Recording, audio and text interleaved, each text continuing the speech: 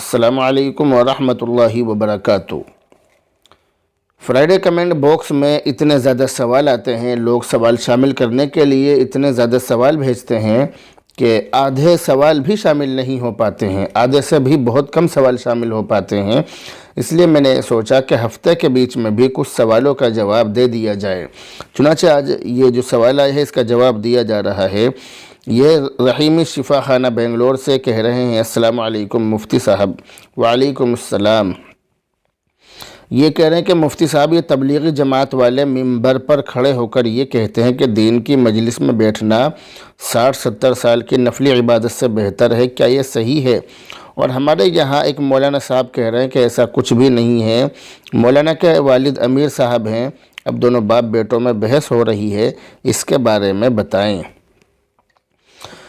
یہ جو سوال ہے، سوال یہ ہے کہ یہ جو تبلیغی جماعت والے ہمارے احباب ہیں، دوست ہیں، تو یہ کہتے ہیں کہ جب بھی مجلس لگتی ہے، جب بھی دین کی باتیں ہوتی ہیں، تو ہمارے یہ دوست اور احباب یہ بات کہتے ہیں کہ دین کی مجلس میں تھوڑی دیر کے لیے غور و فکر کرنا 60 یا 70 سال کے نفلی عبادت سے بہتر ہے۔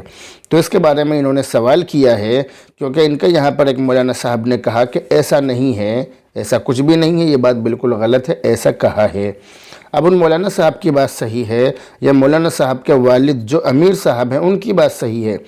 ان کے جو والد امیر صاحب ہیں وہ یہ کہہ رہے ہیں کہ ایسا ہے، جبکہ مولانا صاحب منع کر رہے ہیں۔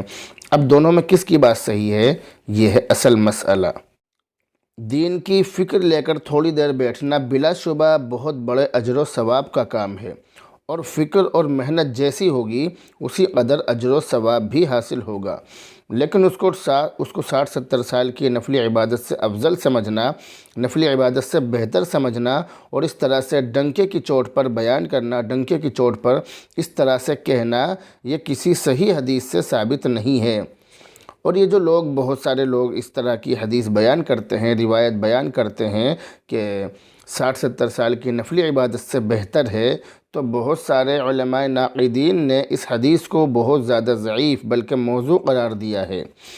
اس لیے عام مجلس میں اسے بیان کرنے سے پرہیز کرنا چاہیے۔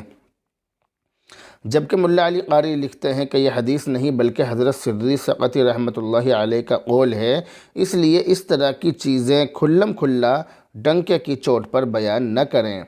ہمارے جو تبلیغی جماعت کے علماء ہیں، ہمارے جو اکابر ہیں، جو ہمارے بڑے ہیں، ان کی بھی یہ ذمہ داری بنتی ہے کہ اگر اس طرح کی بات نہیں ہے، اگر یہ چیز حدیث میں نہیں ہے، تو جو ہمارے تبلیغی جماعت والے احباب ہیں، جو ہمارے بھائی ہیں، جو ہمارے ساتھی ہیں، جو تبلیغی جماعت میں لگے ہوئے ہیں، ان کاموں کو کرتے ہیں، تو ان کو یہ بات بتلائی جائے، یہ بات ان کو سمجھائی جائے کہ اس طرح کی کوئی بات حدیث میں نہیں ہے، اس لیے اس طرح کی بات نہ کریں۔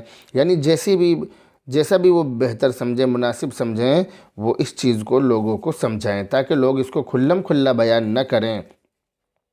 کیونکہ اس طرح کی چیزوں کو پکڑ کر جو اعتراض کرنے والے لوگ ہیں، جو معترض ہیں، جو انگلیاں اٹھانے والے لوگ ہیں، وہ اس طرح کی چیزوں کو پکڑتے ہیں اور پھر تبلیغ جماعت کو نشانہ بناتے ہیں۔ تو حالانکہ تبلیغ جماعت نشانہ بنانے والی چیز نہیں ہے، بلکہ تبلیغی جماعت تو ایسی چیز ہے کہ اس میں لگنا چاہیے، تبلیغی جماعت میں لگنا چاہیے، ان کی مدد کرنی چاہیے، اور اپنے ایمان کو بھی بچانے کی فکر کرنی چاہیے۔ تو تبلیغی جماعت یا کوئی بھی جماعت ایسی نہیں ہے کہ اس پر اعتراض کیا جائے، بلکہ اس کے اندر موجود کمیوں کو، اور جو اس کے اندر جو کوتاہیاں ہیں، جو چیزیں اس کے اندر غلط طریقے سے داخل ہو گئی ہیں تبلیغی جماعت میں یا کسی بھی جماعت میں، تو ان غلط چیزوں کو دور کرنے کی کوشش کرنی چاہیے۔ اللہ رب العزت سے دعا کریں، اللہ رب العزت عمل کی توفیق نصیب فرمائے۔ بہرحال اب آپ سے رخصت ہوتے ہیں، دعا میں یاد رکھیں۔ السلام علیکم ورحمۃ اللہ وبرکاتہ۔